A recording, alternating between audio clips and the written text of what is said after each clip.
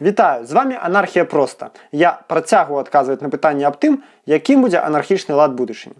Падпісчык спытаўся мяне: калі пры анархізме ўсім будуць плаціць аднолькава, якая будзе матывацыя людзей атрымліваць адукацыю і ісці на складаную працу? Адказваю. Па-першае, трэба зразумець, што анархісцкі ідэал – гэта грамадства ўвогуле без грошай і рынкавай сістэмы. Маецца на ўвазе, што калі сродкі вытворчасці належаць працоўным калектывам, а вытворчасць плануецца не з мэтай атрымаць болей прыбытку, а з мэтай максімальна задаволіць патрэбы кожнага, то ўся вырабленая прадукцыя проста паступае на склады, і адтуль кожны бярэ столькі, колькі яму патрэбна.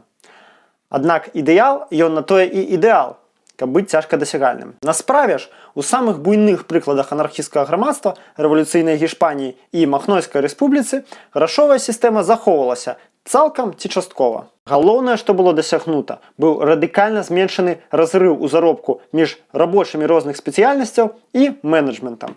Напрыклад, у Гішпаніі на заводах Іспана Сюіза заробак працоўнага і інжынера адрозніваўся усяго ў 1,5 разы. Няроўнасць такім чынам перастае прымаць такія пачварныя і звыродлівыя формы, і ўсе робяцца больш шчаслівымі. Аднак гэта не значыць, што анархісцкі ідэал адмены грошаў цалкам недасягальны. У той жа Гішпаніі ў некаторых вёсках калектывы самі па сваёй ініцыятыве адмянялі грошы. Замест грашовай сістэмы уводзілі, залежна ад камуны, вольнае размеркаванне ўсіх прадуктаў альбо вольнае тых прадуктаў, якіх у дастатку, а дэфіцытных па норме. У анархісцкай камуне Нідэркаўфунген, Германія, дзе жыве больш за 300 чалавек, прынцып яшчэ цікавейшы. Усе заробленыя камунай грошы проста паступаюць у агульную касу, адкуль кожны можа ўзяць столькі, колькі яму патрэбна. І такім чынам гэтая камуна жыве ўжо 30 год. Гэта быў уступ. А зараз да пытання падпісчыка.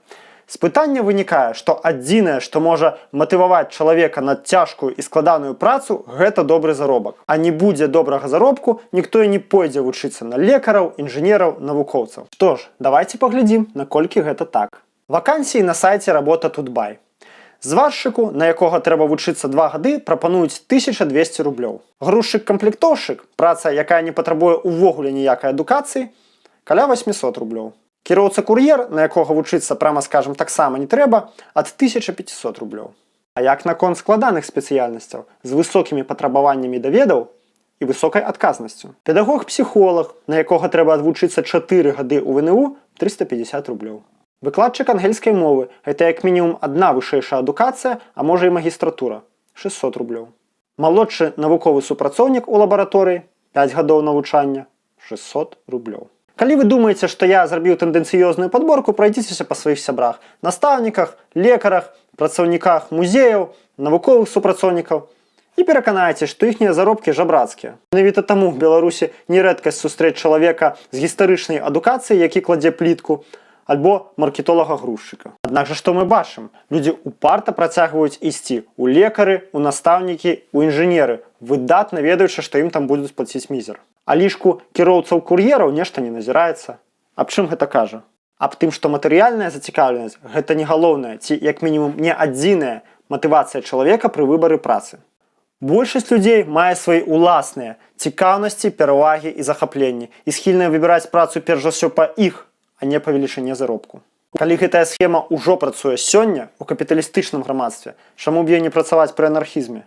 Кожны чалавек імкнецца ісці працаваць туды, дзе ягоныя здольнасці і жаданні будуць раскрывацца найлепей, а механістычную і нетворчую працу многія не пераносяць ні за якія грошы. Так, у анархісцкім грамадстве розніца ў заробках будзе зведзена да мінімуму, альбо яе не будзе ўвогуле. Аднак галоўнае, будзе пераадоленая аліенацыя чалавека ад сваёй працы. Кожны працоўны будзе ўдзельнічаць у кіраванні, а ў навукаёмкіх сферах будзе створаная атмасфера творчай свабоды і калектыўнай працы. Таму можна не сумнявацца, што жадаючых працаваць на складаных прафесіях будзе заўсёды ў дастатку. Творчых, амбіцыёзных і мэтанакіраваных людзей заўсёды хапае ў любым грамадстве. І няма ніякіх падстаў лічыць, што пры анархізме яны знікнуць. Чакаю вашых пытанняў у каментарах. Не забывайце падпісвацца на канал. З вами быў Мікола Дзедок. Усім дабра і крытычнага мыслення.